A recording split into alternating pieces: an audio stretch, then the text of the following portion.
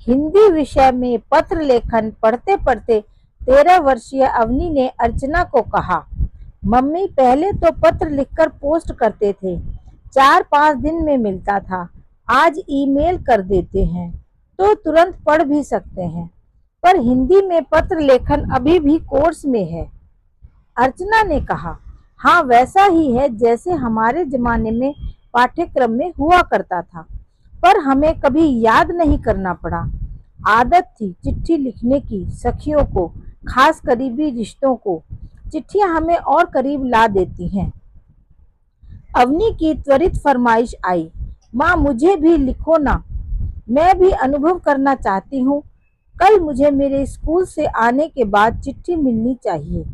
अर्चना को लगा जैसे उसे मुंह मांगी मुराद मिल गई हो। कुछ दिनों से अवनी को किशोरावस्था से संबंधित अनेक बातें बताना चाह रही थी। चलो अच्छा है, चिट्ठी के माध्यम से ज्यादा अच्छे ढंग से कह पाऊंगी। अगले दिन अवनी ने स्कूल जाने के बाद जल्दी जल्दी घर के रोजमर्रा के कार्य पूरे करके वह लिखने बैठ गई। प्यारी बिटिया, कुछ दिन पहले तुम 13 वर्ष पूर्ण कर चुकी हो। किशोरावस्था की उम्र वो होती है जब अपनी ही उम्र के दोस्त सबसे ज्यादा करीब महसूस होते हैं। स्कूल के अलावा भी हर वक्त उन्हीं के सानिध्य की इच्छा होती है। नए अनुभव की शुरुआत होती है, नई भावनाओं का जन्म होता है। शारीरिक परिवर्तन के साथ मानसिक परिवर्तन भी होते हैं। कई जिज्ञासाओं का जन्म होता है। हम उम्र मित्रों से बातें करना अच्छा लगता है। माँ भी मित्र हो सकती है, पर वह हम उम्र तो नहीं हो सकती। यह वह उम्र है बेटी जब नए मित्र बनते भी हैं, कुछ नया बताने वाले मित्र अच्छे लगने लगते हैं। हमारे लिए क्या अच्छा है क्या बुरा, यह फर्क करने वाली रेखा महीन और धुंधली हो जाती है।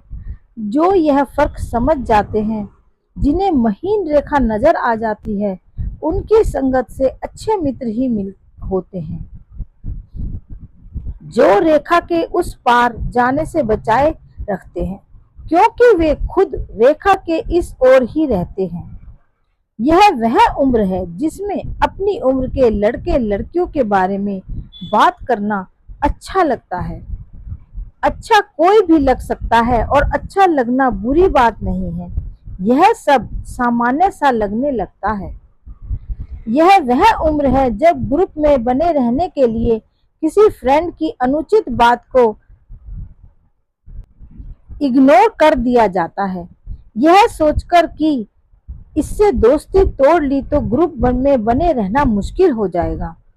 परिवार में शेयर करने का भी मन नहीं होता।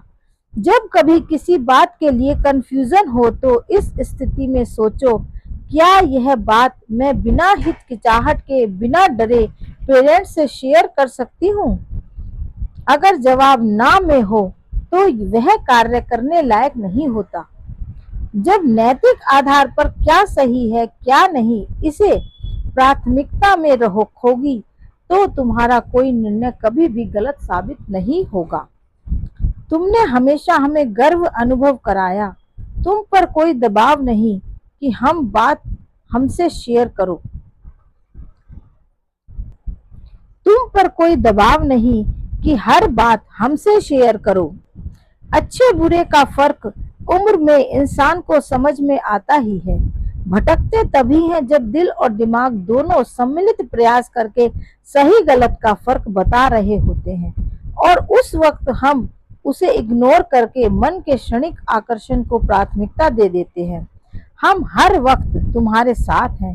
हम उम्र न सही पर मित्र हैं जिनसे तुम कुछ भी शेयर कर सकती हो, बिना यह सोचे कि हम क्या सोचेंगे, क्योंकि बेटी हम भी तो इस उम्र से गुजर चुके हैं, इसलिए जनरेशन गैप को भी समझते हैं।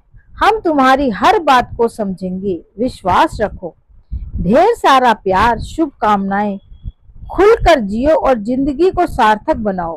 प्रकृति और देश हित को प्राथमिकता में शामिल करो, क्योंकि हमारा अस्तित्व इन्हीं से है। माँ। कागज मेज पर रखा ही था कि अवनी आ गई। अर्चना हमेशा की तरह रसोई में चली गई सलाद बनाने। तब तक अवनी कपड़े बदल लेगी। अचानक अवनी रसोई में आकर माँ से लिपट गई। अर्चना ने देखा वो रो रही है। क्या हुआ बेटी? के सवाल के जवाब में वो माँ को कागज थमाकर कपड़े बदलने चली गई। उत्सुकता से अर्चना ने पढ़ना शुरू किया। मेरी first and forever friend mummy, मैं कितनी भाग्यशाली हूँ। जीवन में पहली चिट्ठी मुझे आपसे, मेरी फर्स्ट फ्रेंड से मिली और मैं अपनी फर्स्ट फ्रेंड को पहली चिट्ठी लिख रही हूँ। आपने वह सब कुछ कह दिया जिसकी मुझे जरूरत थी।